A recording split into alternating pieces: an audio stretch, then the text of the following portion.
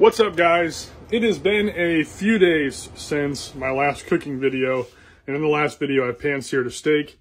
If you watched it, it didn't turn out exactly like I wanted, so we're trying again. I have learned a few things since the last time I tried this, so we're going to try a couple new techniques, and we're going to see if that will help to give my steak the crust that I'm looking for.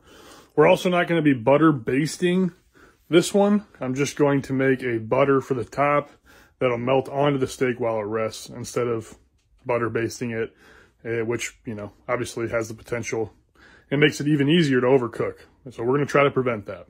All right, so last time we cooked a sirloin, I got a T-bone this time.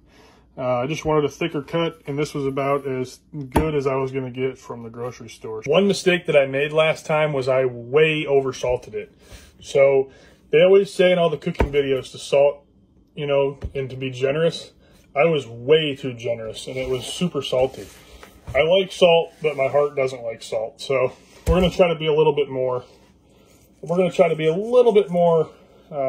respectful this time. Still going to let the steak rest a while using my patent pending thick baking sheet, thin baking sheet, oven rack, counterweight steak. So I'm still going to do that. I'm just going to let it go for about an hour this time, though. I'm starting this cook a lot later than the last one, so I'm not going to let it sit all day. I'm just going to let it sit for like an hour, and then we'll come back and cook this. Oh, puppy Blake. Oh, yeah. Oh, yeah. All right, so the last time I made it, my pan was not hot enough. So I'm going to show you how I'm going to get my pan hot as a motherfucker, okay? I have got my oven preheated to 500 degrees, which is fucking hot. And I'm going to throw my cast iron pot right in there. And I'm going to let that bitch sit in there for 30 minutes. So that pan is going to be fucking blazing. So while my pan is getting hot in the oven, I'm going to prepare our butter that we're going to put on top. So what I've done is I've got half a stick of butter here. Might be too much. I might not use it all. But I put it in the microwave for 10 seconds. I just want it to be malleable. I don't want it to be melted, just want it to be malleable. So that's what we got here. And what we're going to use, I'm going to use a shallot, some chives, and some parsley. So we're just going to cut this up, and I'll kind of show you that process. So here's that process. Oh, I'm also going to use a clove of garlic. All right, I just want to make it very clear. I have no culinary experience at all, and I've only taken cooking seriously for about 4 months. So y'all can miss me with comments about my shitty cooking and cutting techniques because I'm still learning too. So I don't want to hear it. Also, what I'm cutting here is a shallot. If you've never used a shallot before, it's kind of like a mix between garlic and an onion. It comes in like a head, like a clove of garlic, and it breaks apart into like cloves, similar to garlic, but it's like a small onion, so you just cut it the same way. What we've got here is our chives. You can use the whole chive, but I just kind of harvested off what I wanted. You just want to make sure that all these ingredients that go into a garnishing butter like this are cut very, very small because it is going to go in raw, so it's not going to cook. So you want to make sure it's small enough, that way it's not going to be overwhelming. Also, right here, I have Italian parsley, not just regular parsley. Italian parsley is a stronger flavor than regular parsley, so I didn't use very much here. I'm not trying to overwhelm it, like I said, so I'm just going to put in a little bit. And obviously this is just a clove of garlic. Always have garlic at your house, not the minced shit in the jar. Get real garlic. It's so much better, and I use it in everything. All right, so now that everything is chopped, we're just going to go ahead and mix this butter to incorporate it all, and that's going to be our finishing butter for our steak. Smells good. All right, got my steak over here. One thing I didn't show you guys was I didn't have this completely dry. Your salt's going to extract moisture, so you just want to make sure that your steak is dry because I'm looking for a crust, and moisture is the enemy of crust. So I patted this thing dry, so it's super dry. And while it's in this state, I'm just going to crack some black pepper on top for flavor. It's optional, obviously, but I'm going to do it. So let's pull this fucking pan out. It's going to be hotter than fuck, so I hope I don't burn myself through my mitt, but we'll see. Oh yeah, that fucker is hot as fuck.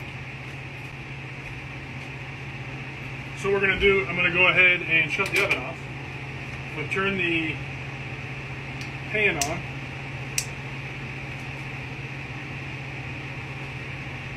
And obviously make sure you don't touch that. That's hot, like unbelievably fucking hot.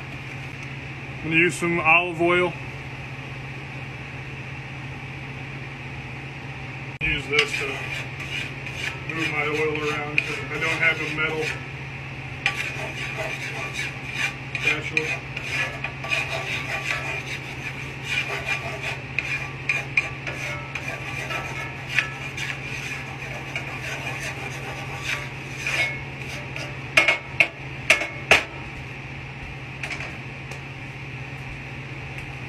Already smoking.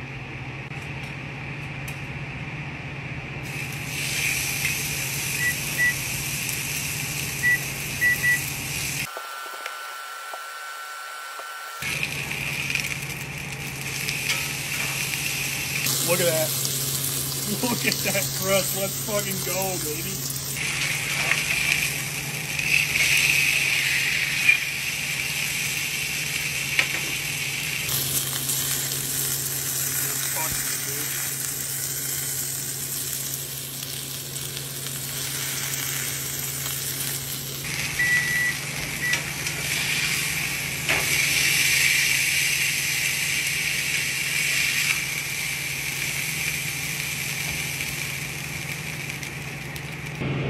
Alright, I don't have a meat thermometer, but I mean, that shit looks unbelievable.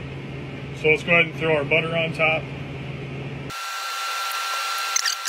So I moved my hot ass pan off the burner, and what we're going to do now is let this rest for 5 minutes or so, 5-10 minutes, then we'll cut into it, and hopefully it's medium rare. That butter smells ridiculous on there. It smells so good. Can't wait any longer. Let's see what we got. Oh, please. Oh, please.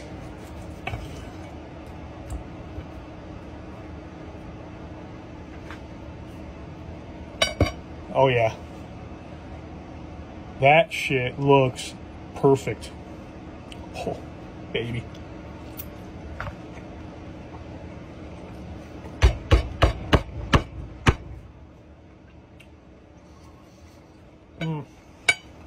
Bro.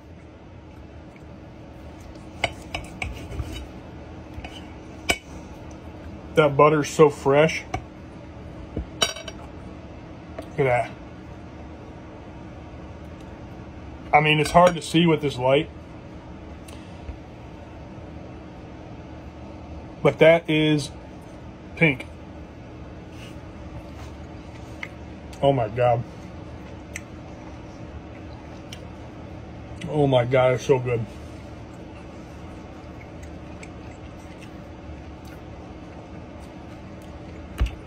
Hands down, best steak I've ever made. Oh, baby!